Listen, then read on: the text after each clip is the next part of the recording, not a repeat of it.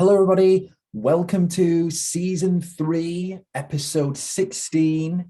Today, I'm here, of course, Cometan, giving you a lecture episode today, presenting to you Astronality, the Psychology of Astronists lecture. Really excited for this topic. It's one that I have discussed before in season 2 during the total immersion into Astronism.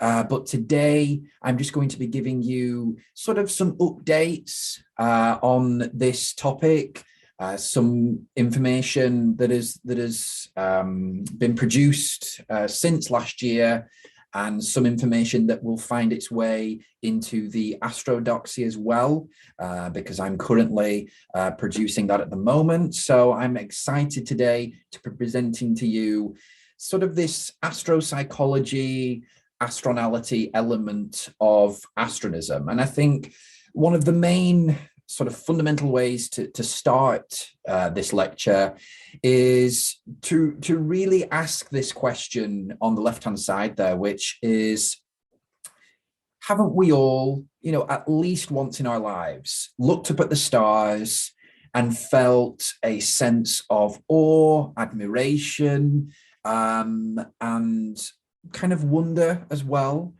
Haven't we all done that? And haven't we all, in a way, had that effect to some degree, to varying degrees, our philosophical beliefs, what we think about the future, the past, humanity, why we're here as both individuals and as a species?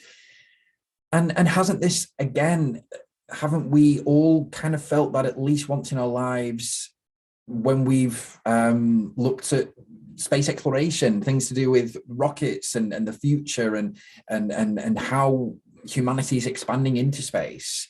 Haven't we all at least once experienced this kind of feeling?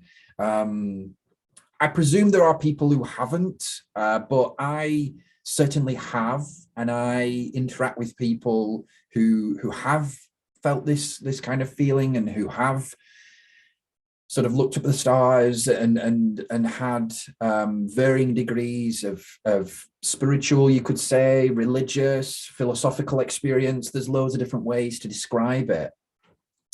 And so I have felt this experience since I was 15 years old, and it has come to play a very fundamental role in the development of my own personal religious affiliation, and of course in the development of astronism. But I see this as a human emotion that has multiple different facets, like I said before: awe, admiration, wonder, maybe a little bit of fear as well. And I saw this phenomena and I wanted to call it a name. So I came up with this word, astronality. And with this, I explored the history of this experience.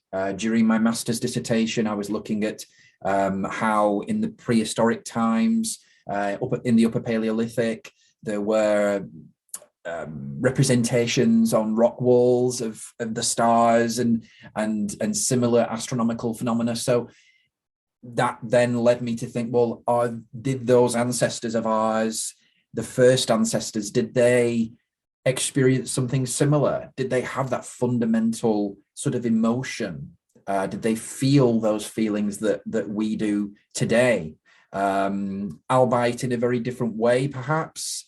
But was there some connection there? And so this is what this lecture is supposed to be about. It is about this phenomena, this emotion of astronality, and how this exists really at the basis of astronism, the Astronist belief system. And it is sort of the impetus, it is the stimulus for everything that we do as astronists. Okay, so just as we begin this lecture, maybe think back to, are there any times where you felt this kind of feeling, where you've been lucky enough in a way to maybe go to a dark sky site where you can see a lot more stars than definitely residing in a city, for example. And what kind of feelings did you have when you were there? You know, did you have and do they relate to your identity? Do they relate to what you believe? Do they relate to how you see the world?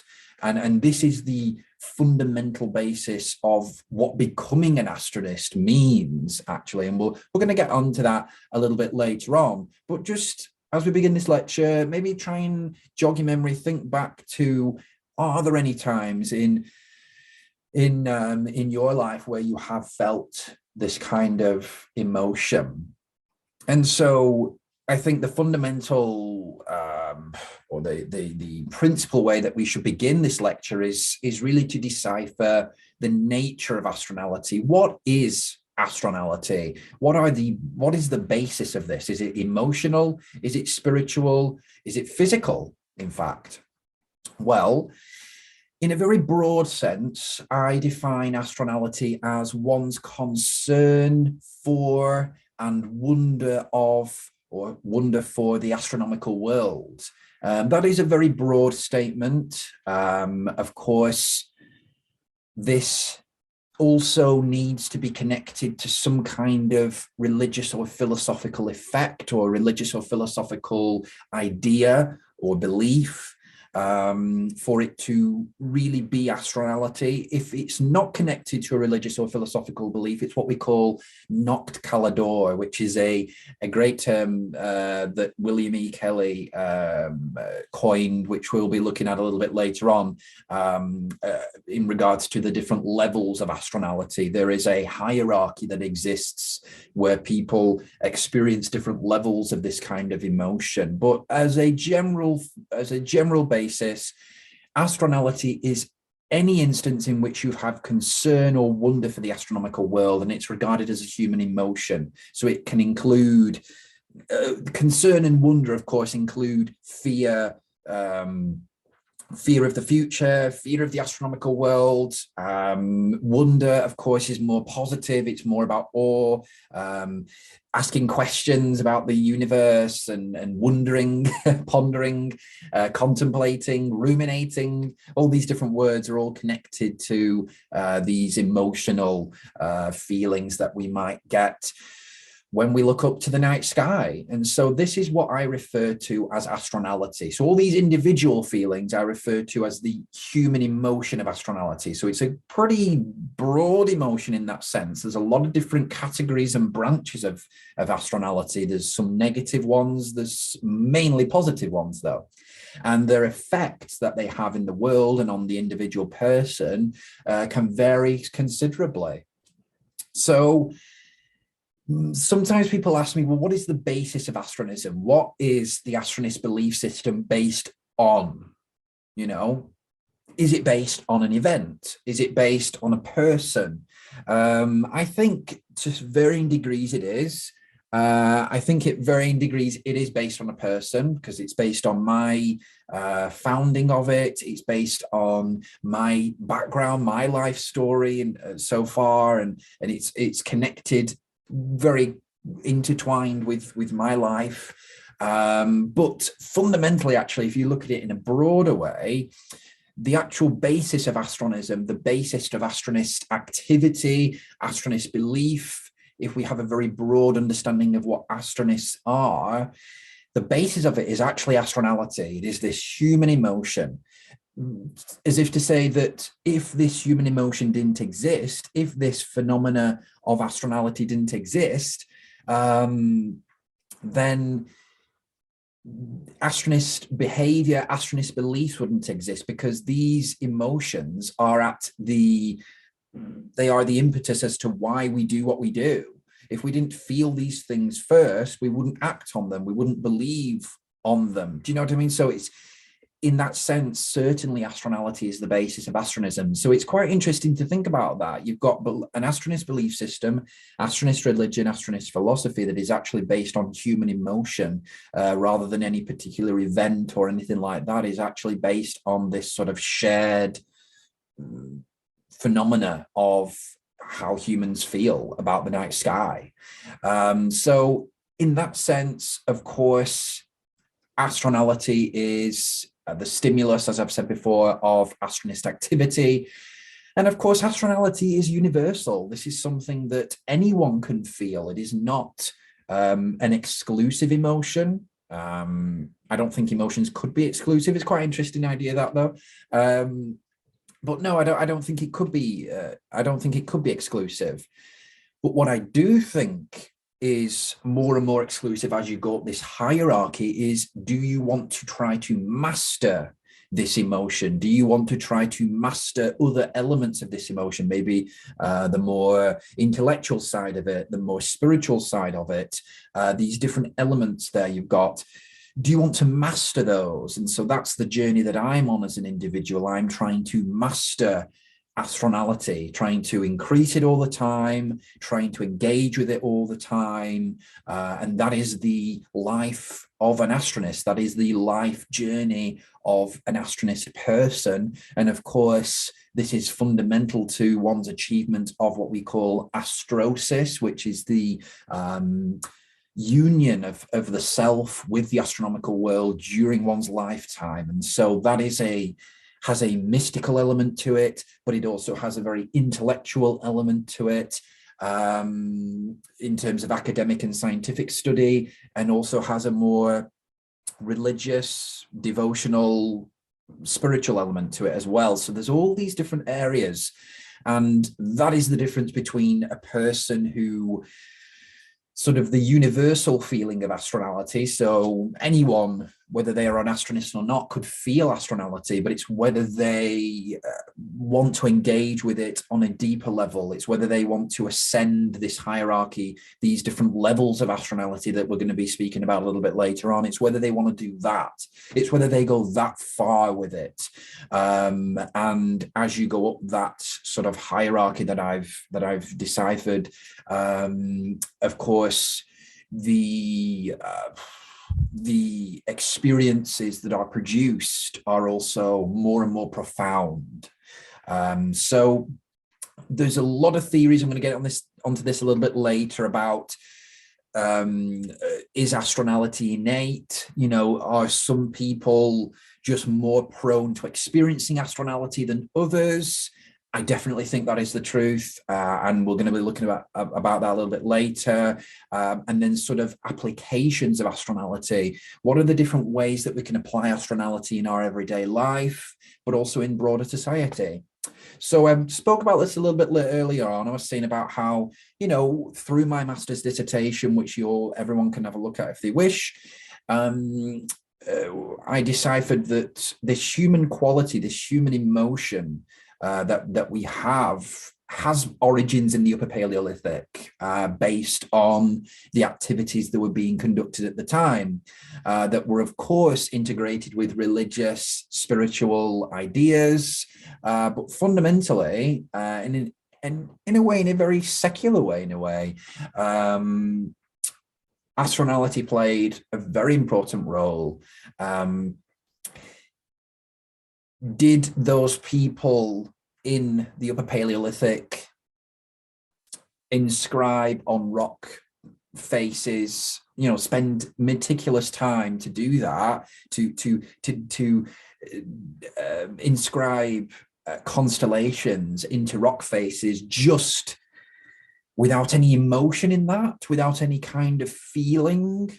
I don't think so. And so that's why I spoke about this in my dissertation, this idea that I don't think that they would. I don't think that they would have done these things if they didn't have that kind of emotional attachment to the night sky that we have felt throughout history. This is not just a contemporary modern phenomenon. This is something that has existed for thousands of years. Humanity has always had a relationship with the night sky, and individuals have to varying degrees. Some people don't have any kind of relationship with the night sky, and those people, obviously I find it difficult to understand why they don't, but other ways I can understand. You know, it seems beyond them, it seems far away, it seems to not be important in a way because it is so far away in that sense. Some people just prefer to look on the ground and just sort of focus on what's right in front of them. So I can understand that. So in this sense, that's why I spoke about this a little bit earlier, where, you know, this idea that astronality, does have an innate quality in certain people, that certain people have a tendency to it. I do believe that. I think as well, of course, astronality influences a person's sense of their existentiality, so their life meaning. Why are they here? What purpose do they have in this world? Astronality certainly plays a very core part in that. And that's why when we do look up at the night sky, people who have this tendency, and especially astronists themselves, that's why we do relate what we see and what we feel to our religious and philosophical identity. That's why we do that, because the questions that arise when we are studying the universe or just observing it in our back gardens at night, these are religious questions. These are philosophical questions that are very existential and very personal in many ways to ourselves, but also in a way collective as well. It's everything. It's everything. It's so broad that it can permeate all elements of ourselves: the collective, the individual, the personal, the interpersonal. So, of course, astronality plays and influences a person's sense of existence, sense of self, sense of existentiality, and life meaning, of course.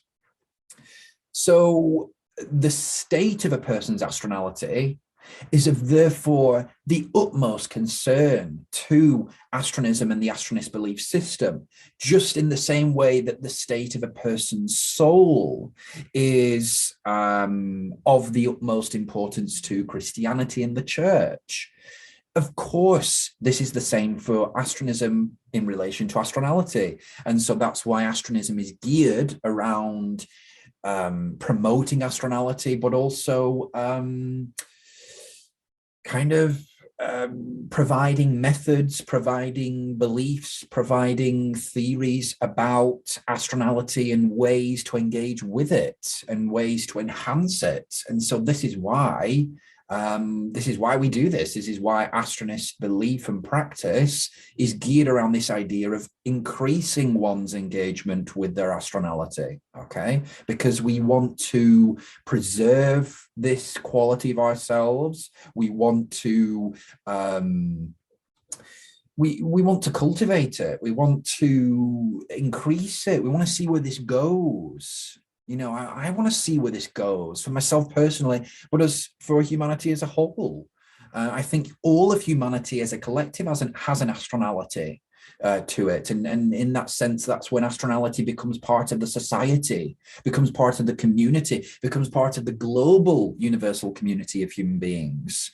Okay, but if we're looking more in a personal sense, sure, astronality, I want to see where mine goes. I want to see to what degree my astronality can be engaged with. I want to see, and sometimes and this is all connected to my study of religion and philosophy. You know, last night I was talking to one of my family members and I said, I am dedicating my life to the study of the biggest questions in the universe. That endeavor is absolutely connected to my Astronality and wanting to see where this will go, wanting to reach the highest possible version or level of my Astronality. So it's a very personal journey. It is one that is it is an endeavor. It is one that is very important to the individual when you are an Astronist, essentially. And so this is what we call the mastery of Astronality. And this is the difference between someone who goes to a stargazing session and kind of looks up at the stars, oh yeah, it's nice, it's lovely, but then doesn't feel anything inside, deep within. Do you know what I'm saying? There's a difference there, isn't there, between those people and Astronists, people who do feel that inside them. They have that emotional, spiritual, whatever you want to call it, whatever your belief system is. That's in a way, it's more fundamental than that. It's more fundamental than whether you believe in God or not. It's more fundamental to the self than whether you believe in the spirit or not.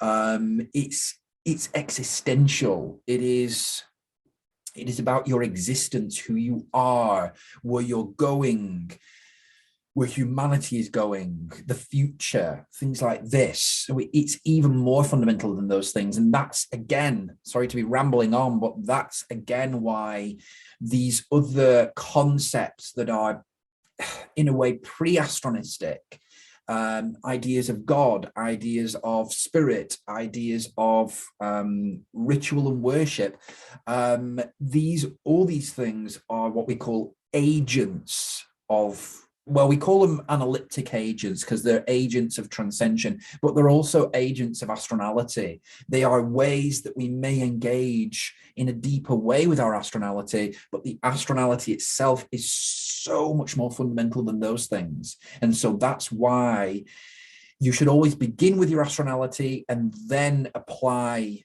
your beliefs afterwards. I don't think that you can approach Astronality with preconceived beliefs. I think you can do that. Sorry, I shouldn't have said that. You can do that, but I think it takes away and narrows your experience of Astronality. Okay, so just when you go to a stargazing session, or just tonight, if the stars are out, just look up to the night sky and just think to yourself, do I feel anything? Does this mean anything to me, what I'm looking at?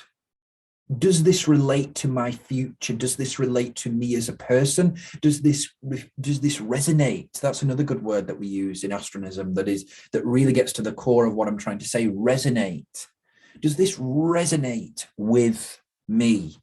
Okay, so that's what I want you to try to understand. And if it does, great. Begin to explore.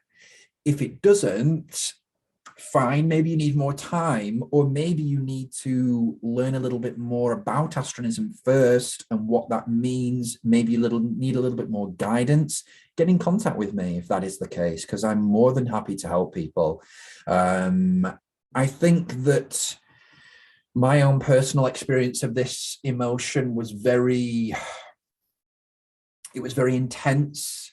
It produced a lot of mystical, spiritual experiences, ecstatic experiences that I am still trying to decipher and understand. My experience was very, very quick, very intensive, this is where Astronism itself was produced from. Some people try to, if we look into the Astronist epistemology and look at the knowledge in Astronism and where knowledge comes from, some people try to apply other terms, other concepts to Astronism that are not Astronist terms, like revelation. Some people have described me as that, some type of revelator, some type of person who's experienced revelation. You could see it like that, but I actually just see it as my spiritual experience, my astronal experience is the better term there, not spiritual necessarily. My astronal experience, my experience of astronality was the basis, was the epistemological basis, was the basis of knowledge from where astronism was produced. My experience of astronality is what produced astronism. It's what produced the astral ecstasies. It's what produced the indices and ideations. That's what it was. It was that produced it in a very pure, because I was only a teenager at the time when this began. So it was a very naive as well, very pure, that pure connection to whatever that is. And that's what I want to try to understand, to unlock, to explore throughout my whole life.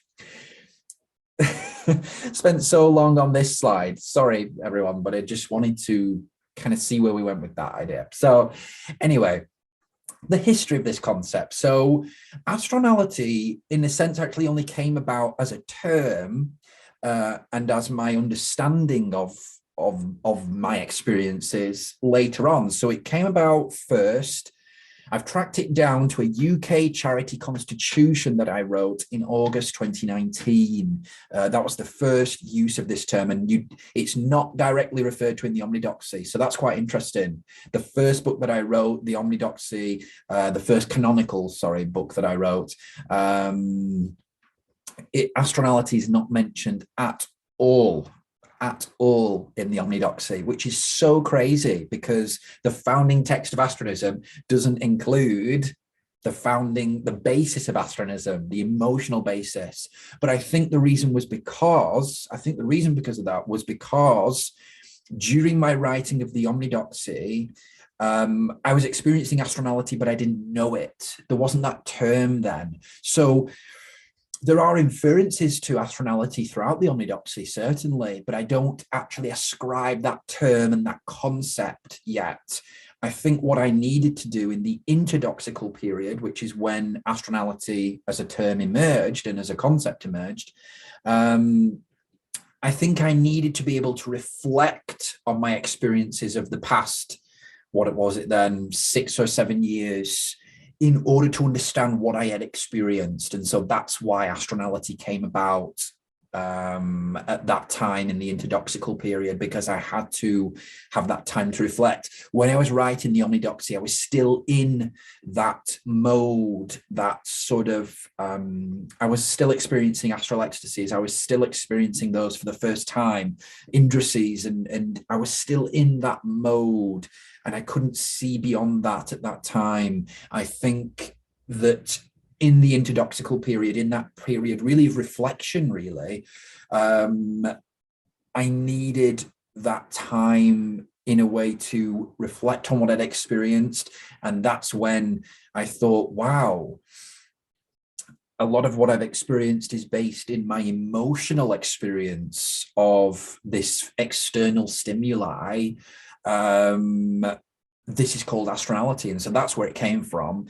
And also later on, I was excited when I first found the work of William E. Kelly, because then that kind of corroborated some of my feelings that I'd experienced since I was 15 years old.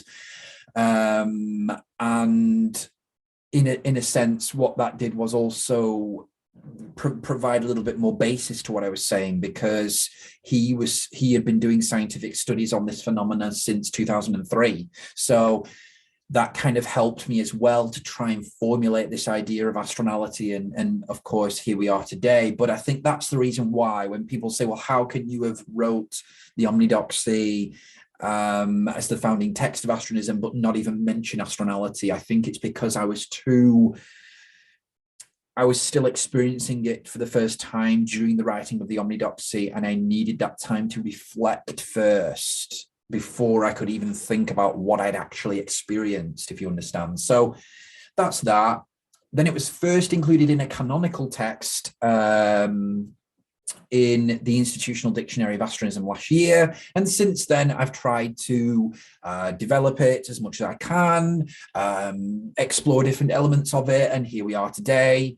In the Astroxia, of course, that will be when we really look into astronality in a huge depth, in a canonical text. So look out for that, of course. So, and then finally, it can be revealed. Oh, I've already said that. So yeah, in Astrodoxy, look forward to seeing that. And that's the history of the concept. So I'd say at this stage, it's only about 3 years old. Other obviously related concepts like noctcaelador have been around, for about 20 years almost, with the work of William E. Kelly. And then there's some kind of mentions of it in the 20th century, you could say, but indirect references really to this kind of emotion. But it's all still new, of course. But of course, also on top of that, this astronality phenomena, this astronality quality of human beings is thousands of years old. And that's what I think people struggle with, where I'm saying that I've only attached this term and concept to my experiences in the last 3 years. Yeah, I'm also proclaiming that this is however many years old, 40,000 years old in the dissertation, in my master's dissertation. So what I'm doing there is quite interesting, really. It's difficult. I think just no one's done this before. I think that's all it is. I think no one's really looked into this deeply enough before. You could say that some of the Russian cosmists maybe were looking into this a little bit, and certainly they were experiencing it, but maybe just no one had looked at it before. Maybe that is the truth. I mean, psychology's not been around that long, so you can understand why maybe this wouldn't have come about. And you could say that other kinds of emotions maybe relate to it as well. So maybe that was kind of an indirect way of referring to astronality, such as wonderment or inspiration. These kind of things relate to astronality. I don't know. I can't explain that. All I can explain is that in the last 3 years, that's what I've attached this term to, this concept I've created. And I've just tried to look at what other guys have done, other men and women have done, and in terms of scientific research, and that's it. So the nature of astronality, then, let's get to the basis of what we're doing in this part. The nature of astronality, really, I've discussed since 2019, since this sort of revelation that yes, this is a distinct human quality, this is a distinct human emotion. But what is the basis of this? Because sometimes I speak in terms of spirituality, other times I'm speaking in terms of kind of behavioral activity, emotional activity. So that would be physical and psychological. What is the fundamental basis of this? I think the fundamental basis is that astronality is a psychological construct, like noctcaelador. It is a emotion. Fundamentally, it is an emotion, and I think you have to go back to you could study my experiences in the contemporary times, or you could go back and look at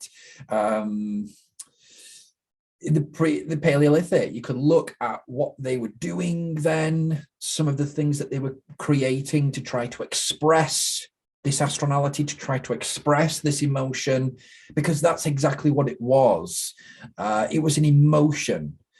Fundamentally, that's what it is. The spiritual and metaphysical aspects of astronality are imbued later. They are subsequent to the emotional element of it. So it is not, the nature of astronality is multifaceted, of course, but I think it's principally emotional, secondarily spiritual and metaphysical. Okay, because I think with the spiritual and metaphysical, you are injecting into astronality other beliefs and concepts from religion and spirituality that aren't necessarily always involved in astronality. So yes, the fundamental basis of it is is emotional, physical, psychological, behavioral. Subsequent to that is the spiritual, metaphysical, maybe even theological elements could be brought in there later on. So that's another area to look at. And I'll probably be looking at in the Astroxia. So, and that's why Astronality is studied as part of what we call astropsychology or Astronist psychology, because we see this as the fundamental basis of the Astronist sort of behavior, the Astronist psyche, the Astronist mind and behavior. This is the basis of that. So we study it in a scientific way through psychology, through psychological theories, through psychological experiments, and so that's what William E. Kelly has been doing since 2003. So, and that's why his work is so interesting to me. So, as I've just mentioned it, let's get on to what, in a way, the precursor to my concept of astronality, which is what William E. Kelly coined as noctcaelador. He wrote a little bit about what, of course, noct means sort of is related to the sky, to the night, to darkness, to the night sky. And then caelador, I think, is something to do with love or something like that, or admiration or something. So noctcaelador is this concept that is created, which I love. I really, really love it. And of course, there I'm asking the question, is this a secular alternative to my more religious, philosophical imbued element of or concept of astronality? So yes, noctcaelador is a term coined by William E. Kelly for what he observed as people's emotional attachment or adoration of the night sky. Indeed, this is a psychological and behavioral phenomenon that Kelly found to be especially prevalent among those individuals more fantasy prone. So of course, this is about fantasy prone individuals.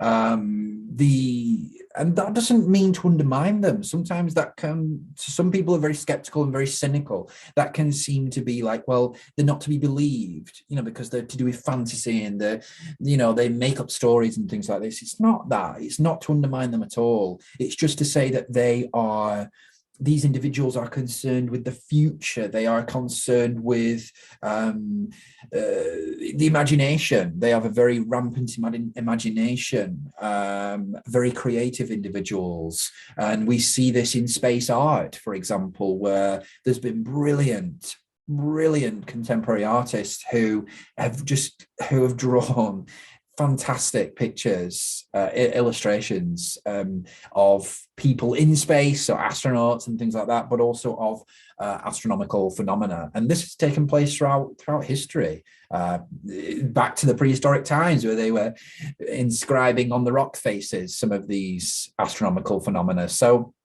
of course, this is to do with people who are concerned about the astronomical world. If you want to call that fantasy prone, fine. Then we're fantasy prone people, but that is what we're talking about. We're talking about space exploration, of course, in the contemporary times, but this idea of the noctcaelador being a kind of emotional attachment, I think, is quite interesting. I feel emotionally attached to the night sky. I feel religiously, philosophically, and spiritually attached to the night sky. So as a sort of subsequence to my emotional attachment to the night sky. So of course, Kelly looked at this concept of noctcaelador. Then he began to do surveys on this, experiments on this. I think really, and I've just written there, haven't I? As the environment of outer space connotes thoughts about the future of humanity, the mysteries of life and death, and the entire purpose of the physical universe, and I've missed it off there, those experiencing noctcaelador are bound to be fantasy prone people, because they are thinking about the future. They are thinking about what is to become of them, what is to become of humanity, why we are here. And I think in order to be an astronomer, you have to be a little bit like that. And you have to, in order to be a cosmologist, certainly you have to think like that. You have to consider every possibility of the far future. And so that is why some of these people can come across as more fantasy prone, as more, as definitely very creative and imaginative individuals. So the study of noctcaelador has been conducted, I would say, since 2003 in a scientific way. And this has been conducted by various psychologists, and also noctcaelador is, and we'll get into this a little bit later, but it's being applied in ways that can help treat mental issues, mental illness. It is being applied in ways similar to kind of eco-psychology, this idea of being close to nature can really help in someone's psychological mental state. So again, noctcaelador is a branch of nature, and so it can help. And so we'll look at that a little bit later on. Like I said before, there's been indirect references to this aspect of human emotion in the 20th century. And of course, you could say, definitely, this is what I say, is that this has been experienced as an emotion since prehistoric times. Noctcaelador in Astronism, so that is the kind of, what I've just been speaking about there is the kind of psychological, academic, scientific, trying to think of other words, secular study of noctcaelador. Within the context of astronism, within the Astronist context, noctcaelador takes on a slightly different role. We can use it as a synonymous term, especially in sort of colloquial popular dialogue. Noctcaelador and astronality can certainly be used as synonymous terms. I'm not opposed to that. But within the context of astronism and within the context of sort of technical terms, technical terminology, noctcaelador really just comprises one aspect and the lowest aspect of astronality. So we're getting a little bit into the levels of astronality here. And so this is why sometimes it may be referred to as the seed of astronality. Noctcaelador is certainly experience of emotional connection to the night sky, paired with adoration to some degree, but noctcaelador in astronism as a term is removed of that philosophical or religious element.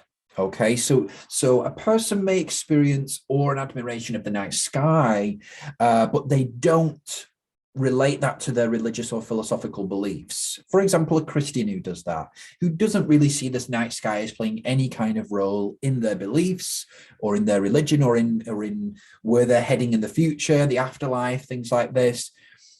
They can experience only noctcaelador. They can't move up to that higher level of astronality, which certainly imbues religious and philosophical identity, affiliation, ideas. Okay, so this is the beginning of the hierarchy, really. And noctcaelador is kind of that most basic engagement really with the night sky that William E. Kelly and some of these other psychologists are studying. Of course, astronism asserts that, wait a minute, you can experience the night sky, you can experience astronality, you can experience noctcaelador, if you want to say that word, at a much higher level than just that basic noctcaelador level. You can experience it on a higher level.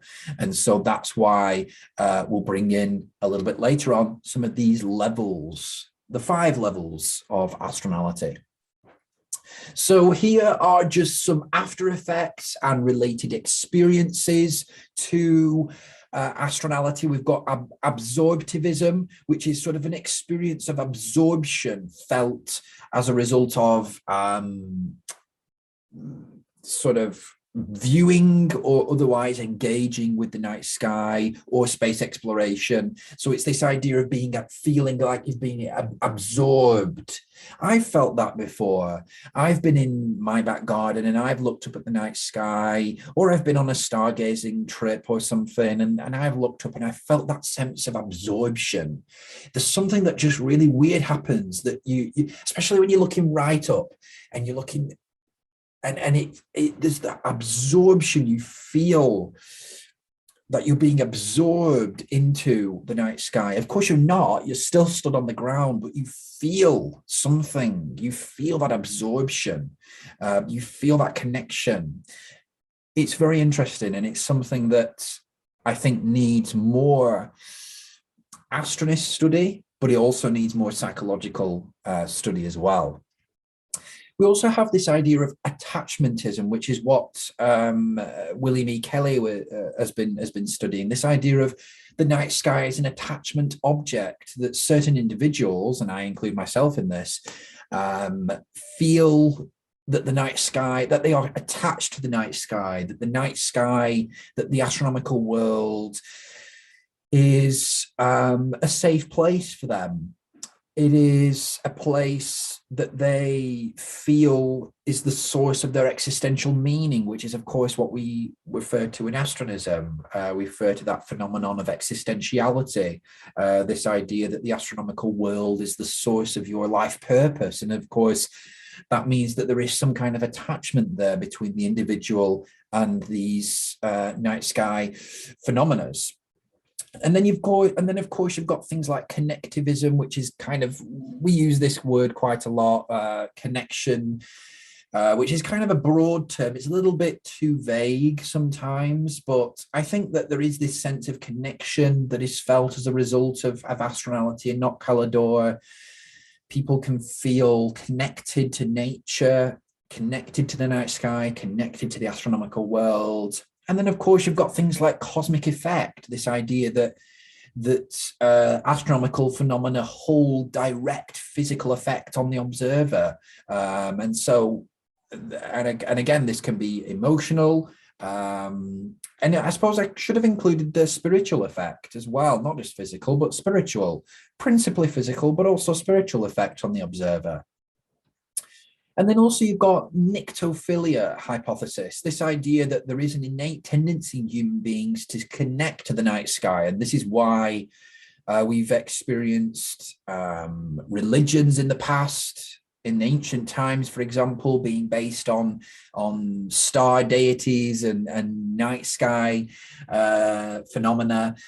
And so, you know, that's why you could say we had those kinds of experiences, because of this sort of nictophilia, this kind of love for the night sky, this kind of human innate tendency to be connected to the night sky, to be emotionally, spiritually, religiously devoted to the night sky as well. So in that sense, of course, I see that hypothesis is certainly true from the evidence that we have from history, but also certainly from the evidence of my own life and those that I know in the Astronist community so far.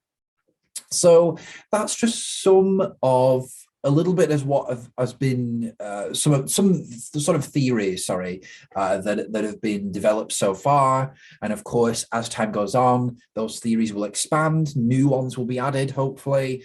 And of course, I hope that this will be studied in much greater depth as time goes on, this sort of phenomena of astronality. My job, though, is to do what I call systematizing astronality. So we need to systematize this emotion, and this is part of what we'll be coming to, this idea of the levels of astronality. That is a very important part of systematizing this emotion. So the way that we do that is through what I call astronality theory, which is distinct from astronist psychology. Okay, that is an important distinction. You could see astronality theory as a branch of astronist psychology, but certainly astronist psychology is more broader. It's sort of the study of why astronists do what they do in psychological terms. But this astronality theory is looking at the origins of astronality. It's looking at the sort of nature of astronality, theories related to astronality, ways of engaging with astronality, and of course, meta-astronality, which is the question of which parts of astronality, the spiritual, the physical, the emotional, which one is the true nature of this emotion, and how far can it go in terms of, does it have theological implications? Does it have, in a way, does it have kind of, is this a characteristic of human beings in the same way? And I've tried to pose this a few times. Is one's astronality a separate category from that of one's religious affiliation? Is this something that can be protected? Is this a protectable category for a person, their astronality, in the same way that their spirituality might be a protectable category? So we need to think about that, and it's something that is explored in what we call meta-astronality. An important part of meta-astronality also is the sort of effects that astronality can have on the individual, but also on society itself. And one of those effects is what we call person placing. And I love that term because it really kind of just captures this idea of putting you in your place, essentially.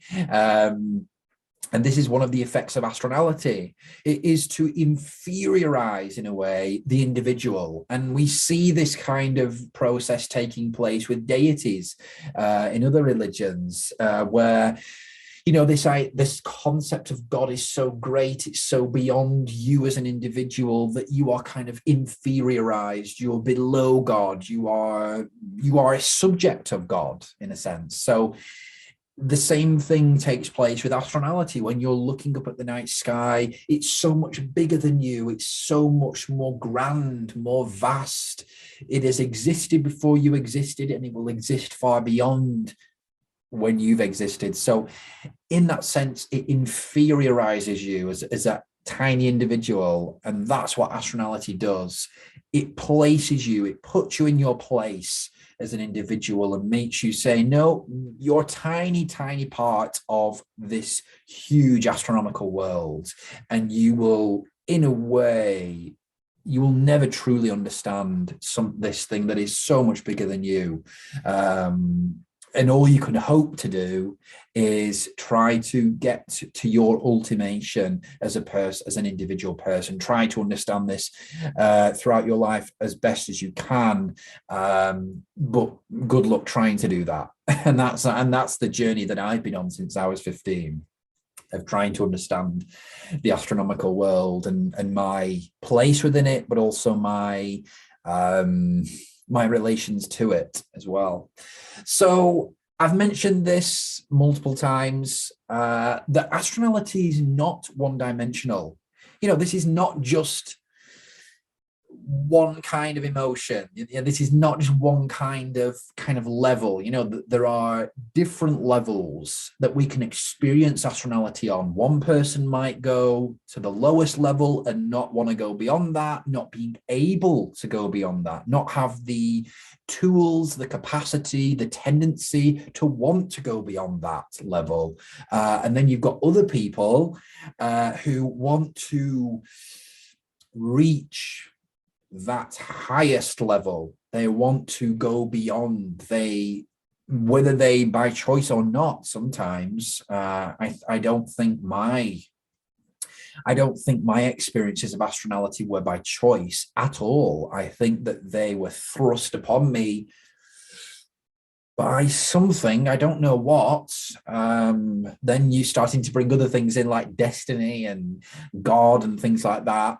That's for another conversation. But certainly I do want to get to this highest level of my astronality that I can possibly do. I want to engage with the astronomical world in a spiritual way, in an intellectual way, in a religious way, in a philosophical way, in an existential way, all of these different ways, in a transcendental way, very important.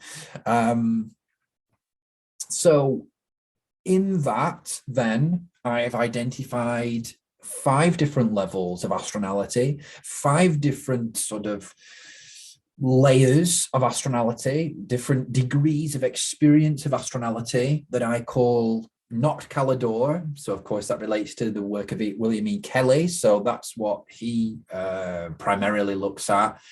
At the bottom there, that is the lowest rung of this hierarchy. Then you've got telescopy, which is sort of an intermittent experience of astronality. You know, you're sort of beginning to attach sort of general beliefs about the astronomical world. You know, you believe in space, you kind of believe that the astronomical world has certain maybe spiritual powers, maybe, or that you begin to kind of believe in this kind of idea of transcension, an ellipsis, you know, but it's very passive. You know, you're not engaging with this in a sort of regular way, and it doesn't affect your person.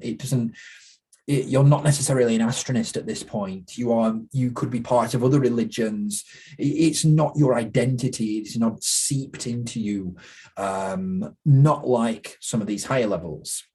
So stellarity goes beyond that, and this is more regular experience of astronality, you know, beginning again to define a person's worldview, their religious affiliations, things like that.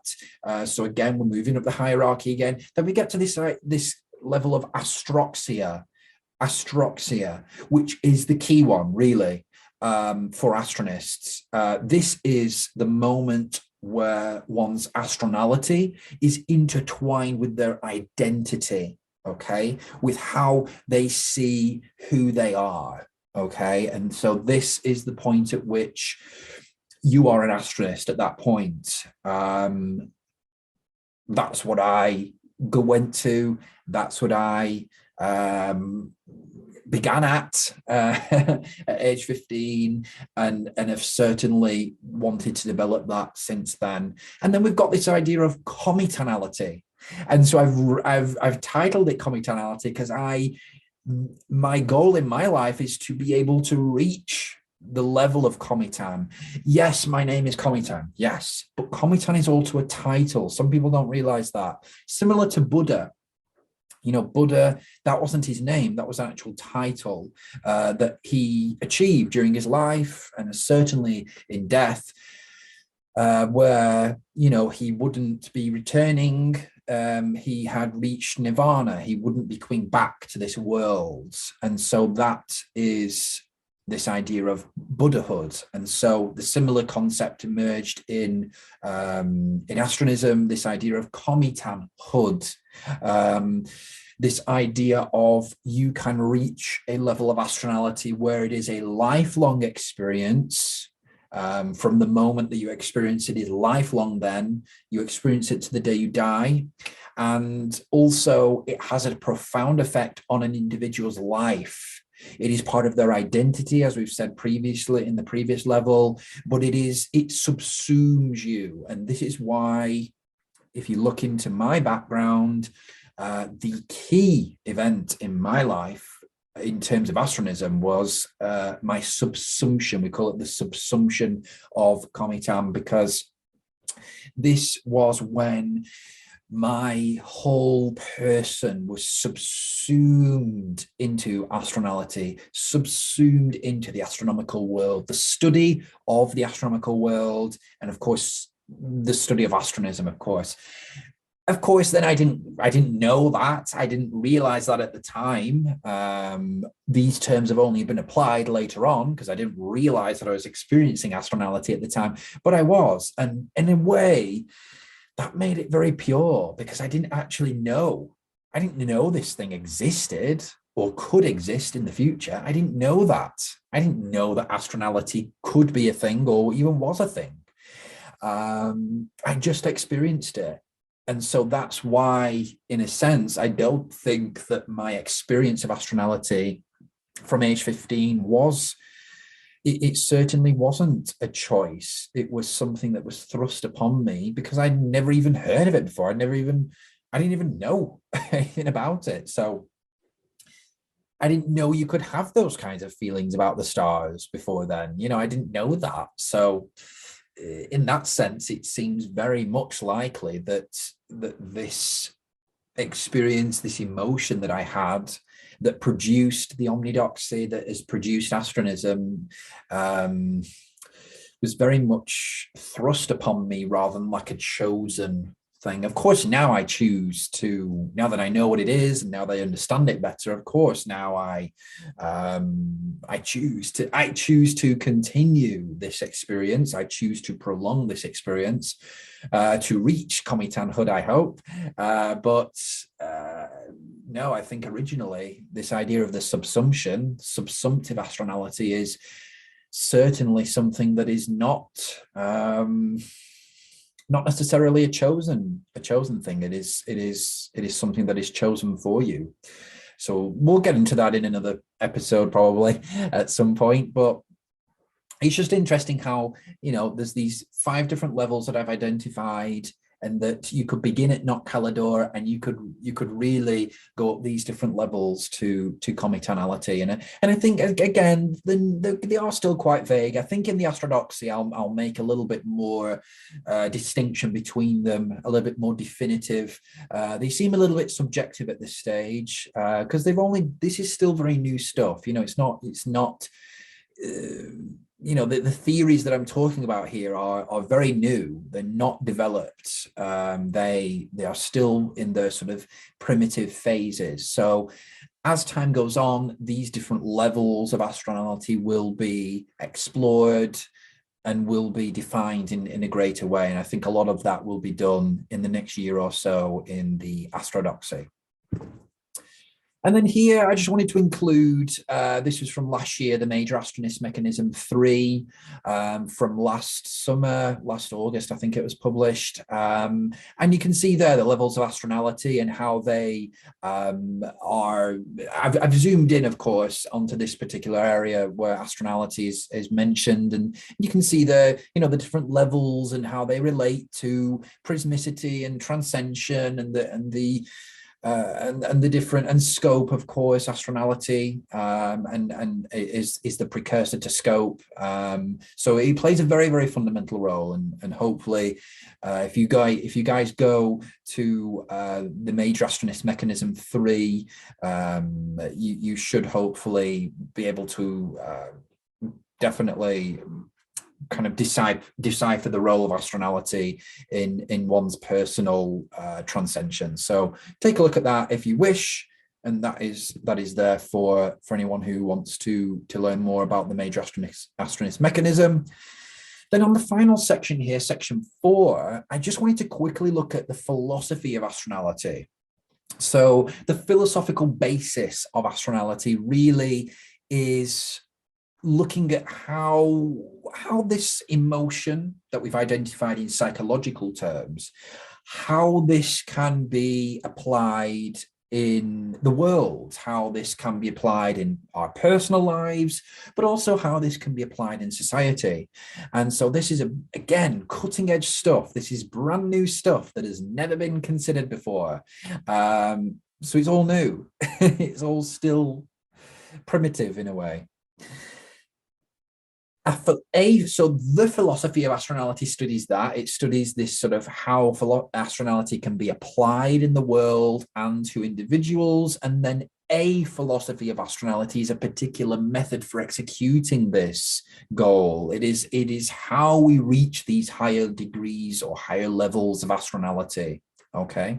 And another concept that emerged during the Institutional Dictionary of Astronism around the time when I was developing Astronality a little bit more, was this idea of the collective futurism, which is quite interesting. This idea that the individual contributes to the collective, but the collective future. And that these contributions, of course, are related to space exploration, and especially more broadly to the salvific endeavor of transcension. So again, we're bringing in this analypsocentric thinking there, where transcension is the center of astronism. So I like that idea of the collective future. I like the idea of the collective futurism. I think what it does, it relates the individual experience of astronality with the collective activities that are taking place. Of course, the main one being transcension. And then we've also got some other applications. I mean, I'd say one of the main ones is the idea of astronality as a virtue, which is quite interesting, which is being developed right now in the Astroxia, where, the ideas of good and evil or right and wrong behavior are intertwined with this idea of astronality. That astronality indeed is a virtue in astronism, and astronism regards it to be a good action, to engage with astronality and as not just a good action, but as a virtue, as something that should be striven for. I think that's striven for. So again, that's being developed right now. It's still in its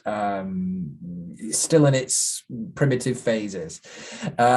Then I'm not going to go through all these because you guys can just pause and just take a look at them. But you've got permeability, place attachment, regulationism, and the one at the bottom that which I will just speak about is the sidereal therapy, which is the use of astronality as a means of treating mental issues. And so I mentioned this a little bit earlier on, and maybe just a lack of purpose more broadly. Anyone who's going through a tough time, I think astronality or therapeutic astronomy can definitely play an important role or a positive role in the sort of treatment of people and the development of treatments that are intertwined with nature, bringing that eco-psychology element into it. Of course, we'll be looking at astropsychology as our thing that we apply, but I think sidereal therapy is definitely, it's something that's helped me. So I'm a human being, so I know that then it will help others. If it can help me, it can help others. And I know people it has helped. So I just wish that more psychologists would study this area. And I think as time goes on and as astronism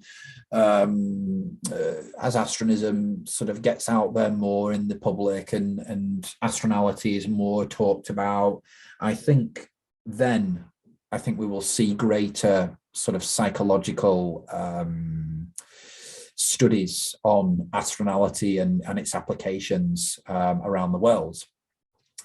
And then just applying this term here, which is astronalytism, which is really how astronism sees, and I think I mentioned this before, how astronism interprets sort of the origins of astronality's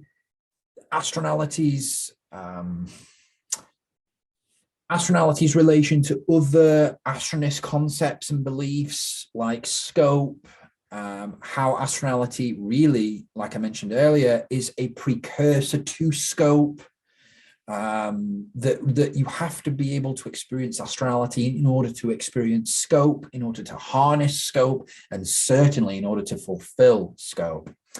And then, of course, we've got the injection of other beliefs into astronality. So we're kind of moving more away from the core elements of astronality here, more to the peripheral. But we look at the Transtellationist school and what they're doing, and this idea of astronality being intertwined with that of the soul. And obviously some sub-schools go further to say that the possession of the soul is contingent on one's experience of astronality. So again, I think that was mentioned in the Institutional Dictionary of Astronism. But again, these things are still new, but I think they're very interesting. And I think that they are exploring astronality to such degree and to such depth that needs to take place, that certainly needs to take place. So I think it's a huge topic. And hopefully you guys can appreciate that from just this lecture, where I've had to be pretty brief, but I think I could do probably a total immersion just on Astronality, I think, in the future. And I probably will end up doing that eventually, especially if more studies are conducted on this topic of Astronality. And of course, it's bound to be a huge topic, because this is the basis of Astronism, okay? So when someone asks you in the future, tomorrow, whenever, what is the basis of Astronism? Do Astronists believe in this? Do they believe in this? What is the basis of this Astronist belief system? What is the basis of the Astronist identity? Maybe another question that people might pose to you. When they ask that, what you should say is Astronality.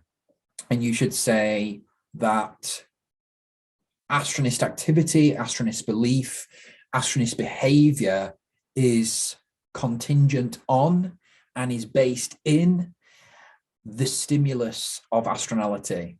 The stimulus, of course, of the astronomical world, but the stimulus of Astronality, which is how we experience the astronomical world, and how that then relates to identity, religious affiliation, philosophical beliefs, etc., as I have spoken about in this lecture, which I hope that you guys have enjoyed.